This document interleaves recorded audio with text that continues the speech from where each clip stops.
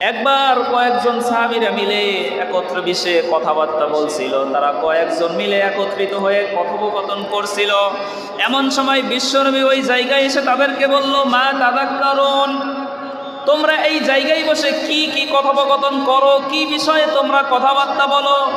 তাযকুরুস সাআ, ওই সাহাবী তখন বিশ্বনবীকে বলে দিল, আল্লাহর নবী, আল্লাহর পেয়ারা হাবিব, এই জায়গায় বসে এই আখিরি জামানায় যে কিয়ামত হবে, এই কিয়ামত সম্পর্কে আমরা আলোচনা করছিলাম। আল্লাহর নবী বিশ্বনবী তখন বলল, ইন্নাহা লান তাকুমা হাত্তা তারাউনা ফিহা 10 আয়াত, যতক্ষণ না পর্যন্ত এই দুনিয়ার ভিতরে 10টা আলামত প্রকাশ না পাবে, যতক্ষণ না পর্যন্ত এই দুনিয়ার জমিনের ভিতরে 10টা আলামত প্রকাশ না পাবে, ততক্ষণ পর্যন্ত এই দুনিয়ার ভিতরে কিয়ামত আসবে না। বিশ্বনবী একটা একটা করে এই দুনিয়াতে যে 10টা বিশেষ বিশেষ আলামত রয়েছে, কিয়ামতের আগে এই দুনিয়ার ভিতরে 10টা যেই আলামত রয়েছে, একটা একটা করে বিশ্বনবী সাহাবাদেরকে জানিয়ে দিল। তার ভিতরে 1 নাম্বার হলো আদ-দুখান। বিশ্বনবী বলে, এই দুনিয়ার বুকের ভিতরে এমন একটা ধূম্রজাল চলে আসবে, এমন একটা ধোঁয়া এই দুনিয়ার বুকের ভিতরে আসবে, যেই ধোঁয়াটা দুনিয়ার বুকের ভিতরে আসার পরে সমগ্র দুনিয়াটাই ধোঁয়া দ্বারা ধোঁয়াচ্ছন্ন হয়ে যাবে। এই দুখানটা এমনভাবে প্রকাশ পাবে, ওই সময় যারা মুমিন ব্যক্তিরা থাকবে, ওই সময় যারা আল্লাহওয়ালা লোক থাকবে, ওই সময় ওই আল্লাহওয়ালা লোকগুলা এই ধোঁয়াগুলা যখন প্রকাশ পাবে, ওই আল্লাহওয়ালা লোকদের সামান্য সর্দি আর কাশির জ্বর ঠান্ডা এরকম একটা অসুখ হবে। কিন্তু ওই সময় যারা কাফের আর মুশরিক থাকবে, ওই ধোঁয়াটা যখন প্রকাশ পেয়ে যাবে, কাফের আর মুশরিকদের এত পরিমাণ খারাপ অবস্থা হয়ে যাবে, তাদের চোখ দিয়ে, নাক দিয়ে, মুখ দিয়ে যখন এই ধোঁয়াটা প্রবেশ করা শুরু করে দিবে, তাদের প্রত্যেকটা মানুষের শরীরগুলা এমনভাবে ফুলে যাবে, শরীরের প্রত্যেকটা অঙ্গ প্রত্যঙ্গের যতগুলা ছিদ্র রয়েছে, প্রত্যেকটা ছিদ্র দিয়ে ওই ধোঁয়াগুলা বের হওয়া শুরু করে দিবে। এমন একটা আযাব ওই কাফের আর মুশরিকদের উপরে চলে আসবে। এই জন্য বিশ্বনবী বলল, আখিরি জামানায়, শেষ জামানায় যখন কিয়ামত হবে, 1 নাম্বার আলামত হলো আদ-দুখান। 1 নাম্বার আলামত হলো যে এই দুনিয়ার ভিতরে এমন একটা ধোঁয়া আসবে, ধূম্রজাল আসবে, সমগ্র দুনিয়াটাকেই ধোঁয়াচ্ছন্ন করে দিবে। দেখেন বিশ্বনবী 2 নাম্বার বলতেছে, ওয়াদ-দাজ্জাল, যখন কিয়ামত হবে, কিয়ামতের আগে মাসিহুদ-দাজ্জালের প্রকাশ হবে। এই দুনিয়ার ভিতরে মাসিহুদ-দাজ্জাল যখন আসবে, সমগ্র দুনিয়ার ভিতরে ওই মাসিহুদ-দাজ্জাল বিচরণ করবে, মানুষদেরকে ধোঁকার ভিতরে ফেলে দিবে। 3 নাম্বার হলো দাব্বাতুল আরদ। এই দুনিয়ার জমিনের ভিতরে এমন একটা প্রাণী আল্লাহ তাআলা কিয়ামতের আগে পাঠিয়ে দিবে, এমন একটা ভয়ঙ্কর জন্তু এই দুনিয়ার ভিতরে আসবে, কিয়ামতের আগে ওই জন্তুটা আসার পরে ওই জন্তুটা মানুষের সাথেও কথা বলা শুরু করে দিবে। এমন একটা ভয়াবহ অবস্থা ওই সময় সৃষ্টি হবে, দাব্বাতুল আরদ, এমন একটা ভয়ঙ্কর প্রাণী আল্লাহ তাআলা পাঠিয়ে দিবে, যেই প্রাণীটা এসে মানুষদের সাথে কথা বলা শুরু করে দিবে। দেখেন 4 নম্বরে বিশ্বনবী বলতেছে, ওয়াতুলুউশ শামসি মিন মাগরিবিহা। এই যে দেখেন, এখন আমাদের জমিনের ভিতরে সূর্য ওঠে কোন দিকে ভাই? কথা বলতে হবে। সূর্য এখন কোন দিকে ওঠে? পূর্ব দিকে ওঠে, পশ্চিম দিকে অস্ত যায়। কিন্তু বিশ্বনবী বলতেছে 4 নাম্বার আলামতের কথা, যখন কিয়ামত হবে, ওই কিয়ামতের দিন সূর্য আর পূর্ব দিকে উঠবে না। ওই দিন সূর্যটা পশ্চিম দিক থেকে ওঠা শুরু করে দিবে। পশ্চিম দিক থেকে উঠে সূর্যটা যখন পূর্ব দিকে অস্তমিত হয়ে যাবে, তখনই বুঝতে হবে এই দুনিয়ার জীবনের টাইম শেষ। ওই সময় এই দুনিয়াটাই ধ্বংস হয়ে যাবে। দেখেন বিশ্বনবী 5 নাম্বার আলামতের কথা বলতেছে, ওয়ানুজুল ঈসা ইবনে মারইয়াম। এই দুনিয়ার বুকের ভিতরে ঈসা ইবনে মারইয়াম, হযরত ঈসা আলাইহিস সালাতু ওয়াস সালাম কিন্তু আগমন করবে। আল্লাহর পয়গম্বর হযরত ঈসা আলাইহিস সালাতু ওয়াস সালামকে যে আল্লাহ তাআলা এই দুনিয়ার ভিতরে পাঠিয়ে দিয়েছিল, ইহুদিরা তারা বলে যে তারা নাকি হযরত ঈসাকে মেরে ফেলেছে, কিন্তু আল্লাহ তাআলার কুরআন বলে যে আল্লাহ তাআলা হযরত ঈসা আলাইহিস সালাতু ওয়াস সালামকে দুনিয়ার বুক থেকে উঠিয়ে নিয়ে গেছে, কিন্তু কিয়ামতের আগে হযরত ঈসা আলাইহিস সালাম আবার এই দুনিয়ার বুকের ভিতরে আগমন করবে। দেখেন বিশ্বনবী 6 নাম্বার আলামতের কথা বলতেছে। বিশ্বনবী বলেন, ওয়ায়াজুজ ওয়া মাজুজ, এই দুনিয়ার বুকের ভিতরে যখন কিয়ামত হয়ে যাবে, দুনিয়াটা ধ্বংস হয়ে যাবে, ওই ধ্বংস হয়ে যাওয়ার আগে এই দুনিয়ার বুকের ভিতরে ইয়াজুজ আর মাজুজ নামে একটা সম্প্রদায় আগমন করবে। ওই ইয়াজুজ আর মাজুজ যখন এই দুনিয়ার বুকের ভিতরে আগমন করবে, সামনে যাকে পাবে তাকেই হত্যা করা শুরু করে দিবে। এমনভাবে এই দুনিয়ার ভিতরে বিচরণ করবে, এই দুনিয়ার বুকের ভিতরে এমনভাবে ফিতনা ফাসাদ শুরু করে দিবে। ওই সম্প্রদায় যখন দুনিয়ার বুকের ভিতরে আগমন করবে, আগমন করার সাথে সাথে সামনে তারা যাকে পাবে তাকেই হত্যাযজ্ঞ কাণ্ড শুরু করে দিবে। বিশ্বনবী বলেন 7 নাম্বার আলামতের কথা, 3টা ভূমিকম্প হবে, তার ভিতরে 7 নাম্বার যে আলামত বিশ্বনবী বলেন পূর্ব দিকে একটা ভূমিকম্প হবে, পূর্বের জমিনগুলা ধসে পড়ে যাবে। 8 নাম্বার বিশ্বনবী বলে পশ্চিম দিকে আরেকটা ভূমিধস হবে, ওই পশ্চিম দিকের জমিনগুলাও ধসে একদম মাটির ভিতরে একদম পড়ে যাবে। 9 নাম্বার বিশ্বনবী বলেন জাসিলাতুল আরব, ওই আরব উপদ্বীপের উপরে একটা ভূমিকম্প হবে, ওই আরব উপদ্বীপটাও ধ্বংস হয়ে যাবে। আর সর্বশেষ বিশ্বনবী বলে ইয়েমেন থেকে এমন একটা অগ্নিকুণ্ড বের হয়ে চলে আসবে, ইয়েমেন থেকে এমন একটা ভয়ঙ্কর অগ্নিকুণ্ড আল্লাহ তাআলা নিক্ষেপ করবে। ওই অগ্নিকুণ্ড বের হয়ে যাওয়ার পরে মানুষদেরকে হাঁকিয়ে হাঁকিয়ে ওই মানুষগুলোকে কিয়ামতের ময়দানের দিকে নিয়ে যেতে থাকবে।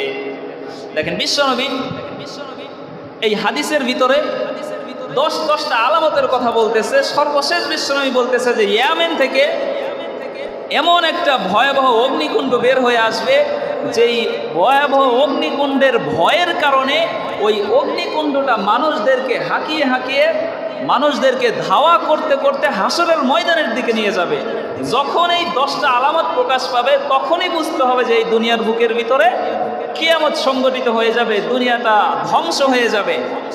দেখেন আল্লাহর নবী বিশ্বনবী যে এরকম করে বলে দিয়েছে যে এই দুনিয়ার বুকের ভিতরে যতক্ষণ না পর্যন্ত ইমাম মাহদি আগমন না করবে ততক্ষণ পর্যন্ত কিয়ামত হবে না।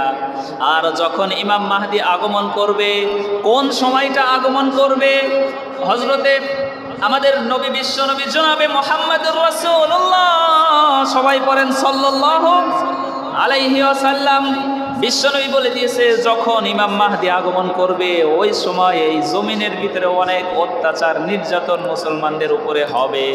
কিন্তু আল্লাহ তাআলা যখন ইমাম মাহদিকে আগমন করে দিবে, এই দুনিয়াতে আসার পরে ইমাম মাহদি এমন একটা ইনসাফ ভিত্তিক সমাজ প্রতিষ্ঠা করবে, এই দুনিয়ার ভিতরে এমন একটা ইনসাফ ভিত্তিক সমাজ প্রতিষ্ঠা করবে, দুনিয়ার বুকের ভিতরে কোনো অন্যায় থাকবে না, কোনো জুলুম থাকবে না, কোনো অত্যাচার থাকবে না। বিশ্বনবী ইমাম মাহদির আগমনের কিছু সংকেত দিয়ে দিয়েছে। ইমাম মাহদিকে আমরা কিভাবে চিনব? যদি আমাদের এই সময়টাতে ওই ইমাম মাহদি চলে আসে তাহলে আমাদেরকে চিনতে হবে না যে কে ইমাম মাহদি, তাকে কি করে চিনব? এই কিছু কিছু আলামত বিশ্বনবী হাদিসের ভিতরেই বলে দিয়েছে যে কিভাবে তোমরা ইমাম মাহদিকে চিনবা। ইমাম মাহদি তার নাম কি হবে, তার গঠন কি হবে, সে কোন সময় আসবে এবং সে কোন জায়গায় অবস্থান করবে, মানুষ কিভাবে তার কাছে বায়াত গ্রহণ করবে। দেখেন বিশ্বনবী হাদিসের ভিতরে বলে দিয়েছে। বিশ্বনবী ইমাম মাহদিকে চেনার প্রথম নাম্বার মুস্তাদরাকুল হাকিমের ভিতরে বর্ণনা করে দিয়েছে। বিশ্বনবী বলেন, হযরতে আবু সাঈদ আল খুদরি রাদিয়াল্লাহু তাআলা আনহু থেকে বর্ণিত, তিনি বলেন ইয়াখরুজু ফি আখিরি উম্মাতিল মাহদি, 1 নাম্বার পরিচয় হচ্ছে ইমাম মাহদি যখন আগমন করবে উনি আমাদের মতো সাধারণ মানুষই হবে, এই শেষ জামানার উম্মতের ভিতর থেকেই আগমন করবে। এমন নয় যে আল্লাহ তাআলা স্পেশালভাবে তাকে পাঠিয়ে দিবে। এই শেষ জামানার যেই মানুষগুলো রয়েছে, যেই উম্মতগুলো রয়েছে, আমার আল্লাহ রাব্বুল আলামিন ইমাম মাহদিকে এই শেষ জামানার উম্মতের ভিতর থেকেই একজনকে মনোনীত করবেন। দেখেন 2 নম্বরে বিশ্বনবী হাদিসের ভিতরে বলে দিয়েছে ইমাম মাহদি কোন বংশে জন্মগ্রহণ করবেন। এটা ওই হাদিসটাও আবু দাউদ এবং ইবনে মাজাহ শরীফে বর্ণিত হয়েছে। বিশ্বনবী বলেন ইমাম মাহদি যখন এই দুনিয়ার ভিতরে আগমন করবে, বিশ্বনবী হাদিসের ভিতরে জানিয়ে দিয়েছে ইমাম মাহদি আমার বংশধরের ভিতরেই একজন হবে। বিশ্বনবী বলেন আমার মেয়ে ফাতেমা রয়েছে, সেই ফাতেমার বংশ থেকেই ইমাম মাহদি এই দুনিয়ার বুকের ভিতরে আগমন করবে।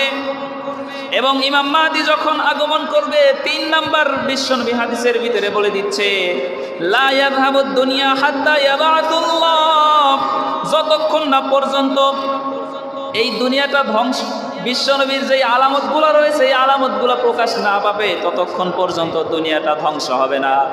আর ততক্ষণ পর্যন্ত দুনিয়াটা ধ্বংস হবে না যতক্ষণ না পর্যন্ত ইমাম মাহদি এই দুনিয়ার ভিতরে আগমন করবে। দেখেন বিশ্বনবী হাদিসের ভিতরে বলে দিয়েছে ইমাম মাহদির নাম কি হবে। আরেক হাদিসের ভিতরে বিশ্বনবী বলতেছে ইয়াতি ইসমু আসমি, ইমাম মাহদির নাম হবে আমার নামের নাম। অর্থাৎ আমাদের নবী বিশ্বনবীর নাম ছিল মুহাম্মদ, বিশ্বনবীর নাম ছিল আহমদ। এই দুনিয়ার বুকের ভিতরে যখন ইমাম মাহদি আগমন করবে তার নাম হবে মুহাম্মদ, তার নাম হবে আহমদ। ইমাম মাহদির পিতার নাম কি হবে? বিশ্বনবী বলে যে আমার পিতার নাম যাই ছিল ইমাম মাহদি আসলে তার পিতার নামও ওইটাই হবে। অর্থাৎ বিশ্বনবীর পিতার নাম ছিল আব্দুল্লাহ, ইমাম মাহদি যখন দুনিয়াতে আসবে তার পিতার নাম হবে আব্দুল্লাহ। সুবহানাল্লাহ বলেন না। এই দুনিয়ার বুকের ভিতরে যখন ইমাম মাহদি আগমন করবে বিশ্বনবীর নামের নামে হবে মুহাম্মদ ইবনে আব্দুল্লাহ বিশ্বনবীর নাম। ইমাম মাহদি যখন আগমন করবে তার নাম হবে মুহাম্মদ বিন আব্দুল্লাহ। অর্থাৎ বিশ্বনবীর নামের নাম, বিশ্বনবীর বাবার নামের নাম তার বাবার নাম হবে। দেখেন বিশ্বনবীর 5 নাম্বার যেই গুণটা বিশ্বনবী বলে দিয়েছে, বিশ্বনবী বলেন যখন এই গোটা দুনিয়ার ভিতরে অন্যায় অত্যাচার নির্যাতন এত পরিমাণ বেড়ে যাবে, যখন মুসলমানরা আর কত জায়গায় কোথাও ঠাঁই পাবে না, মুসলমানরা যাওয়ার মতো কোনো জায়গা পাবে না, এত পরিমাণ অন্যায় অত্যাচার জুলুম নির্যাতন যখন মুসলমানদের উপরে চলে আসবে, আমার আল্লাহ রব্বুল আলামিন শেষ জামানার উম্মতের ভিতর থেকে ওই সময়টাতেই ইমাম মাহদিকে এই দুনিয়ার ভিতরে পাঠিয়ে দিবে। ইমাম মাহদি আসবে, কিন্তু এমন সময় আসবে যখন মুসলমানরা নির্যাতিত হতে হতে অত্যাচারিত হতে হতে একদম কোণঠাসা হয়ে যাবে, এবং ইমাম মাহদি এসে মুসলমানদেরকে এমন জায়গায় নিয়ে যাবে সারা দুনিয়ার ভিতরে ইমাম মাহদি খেলাফত প্রতিষ্ঠা করে দিবে। বিশ্বনবীর জামানায় যেই রকম ইসলামী খেলাফত ছিল, ইমাম মাহদি এই দুনিয়ার বুকের ভিতরে আগমন করার পরে এই অত্যাচারিত মুসলমানদেরকে নিয়ে, নির্যাতিত মুসলমানদেরকে নিয়ে এমন একটা সমাজ প্রতিষ্ঠা করবে যেই সমাজের ভিতরে কোনো অন্যায় থাকবে না, কোনো জুলুম থাকবে না, কোনো নির্যাতন কোনো কিছুই থাকবে না। এমন কোনো মানুষ সাহস করবে না তারা এসে মুসলমানদের উপরে অত্যাচার করে। ইমাম মাহদি শেষ জামানায় এমন সময় আসবে যখন মুসলমানদের উপরে অন্যায় অত্যাচার অতিরিক্ত মাত্রায় বেড়ে যাবে, ওই সময় আল্লাহ তাআলা খেলাফত প্রতিষ্ঠা করার জন্য আল্লাহ রাব্বুল আলামিন এই শেষ জামানার ভিতর থেকেই ইমাম মাহদিকে পাঠিয়ে দিবে। দেখেন বিশ্বনবী 6 নম্বর গুণ যেটা বলে দিয়েছে, বিশ্বনবী হাদিসের ভিতরে জানিয়ে দিয়েছে ইমাম মাহদি যখন আসবে এই দুনিয়ার বুকের ভিতরে কোনো অপকর্ম হবে না, এবং ইমাম মাহদি যখন আসবে, ইমাম মাহদি আসার পরে আল্লাহ রাব্বুল আলামিন আসমান থেকে রহমতের এত সুন্দর বারিধারা বর্ষণ করে দিবে, এই জমিনটা এত উর্বর হয়ে যাবে, জমিনের ভিতরে এত সুন্দর সুন্দর ফসল, এত সুন্দর সুন্দর ফলাদি তৈরি হয়ে যাবে। এমনকি ইমাম মাহদি দুনিয়াতে আগমন করার পরে আমার আল্লাহ রাব্বুল আলামিন ওই সময় মুসলমানদের শক্তিও বাড়িয়ে দিবে। সুবহানাল্লাহ বলেন না। এই যে দেখেন আমাদের জমিনের ভিতরে আল্লাহ তাআলার কত নিয়ামত, নদীতে গেলে সমুদ্রে গেলে কত মাছ, এটা আল্লাহ তাআলার নিয়ামত। আমাদের দেশের ভিতরে সুজলা সুফলা কত সুন্দর শস্য উৎপাদন হয়, এটা আল্লাহ তাআলার নিয়ামত। সিলেটে গেলে কত সুন্দর সুন্দর চা বাগান দেখা যায়। আমাদের দেশের ভিতরেও কত কিছুর খনি রয়েছে, কয়লার খনি, পাথরের খনি, তেলের খনি, এই দুনিয়ার বুকের ভিতরে কত কিছুর খনিরা রয়েছে। এই সব কিছুই তো একমাত্র আল্লাহ তাআলার নিয়ামত। আল্লাহ তাআলা বলতেছে যখন আমি ইমাম মাহদিকে পাঠিয়ে দিব ওই সময় এই দুনিয়ার জমিনটা এত উর্বর করে দিব যে ওই সময় আমি আল্লাহ তাআলা আসমান থেকে যখন রহমতের বৃষ্টিটা বর্ষণ করব, ওই রহমতের বৃষ্টি দুনিয়ার বুকের ভিতরে পড়ার পরে দুনিয়ার জমিনটা এত উর্বর হয়ে যাবে, দুনিয়া থেকে শুধু সুন্দর সুন্দর শস্য আর ফলাদি আল্লাহ তাআলা উৎপাদন করে দিবে। সুবহানাল্লাহ বলেন। দেখেন আল্লাহর নবী বিশ্বনবী জনাবে মুহাম্মদুর রাসূলুল্লাহ সাল্লাল্লাহু আলাইহি ওয়াসাল্লাম তিনি বলতেছেন যখন ইমাম মাহদি দুনিয়ার বুকের ভিতরে আগমন করবে ওই সময় ইমাম মাহদি যখন আসবে দুনিয়ার বুকের ভিতরে কোনো অন্যায় অত্যাচার থাকবে না। দেখেন 7 নম্বরে বিশ্বনবী বলতেছে যখন ইমাম মাহদি দুনিয়ার বুকের ভিতরে আগমন করবে আমরা যখন এই দুনিয়ার বুকের ভিতরে আমরা তো মানুষদেরকে আমরা যারা একটু ক্ষমতা পাই আমরা শুধু ক্ষমতার উচ্চ চেয়ারে যাওয়ার জন্য নিজেদের ভিতরে প্রতিযোগিতা করি, কিন্তু ইমাম মাহদি যখন এই দুনিয়ার বুকের ভিতরে আগমন করবে সে কিন্তু এই ক্ষমতায় যাওয়ার জন্য কোনো প্রতিযোগিতা করবে না।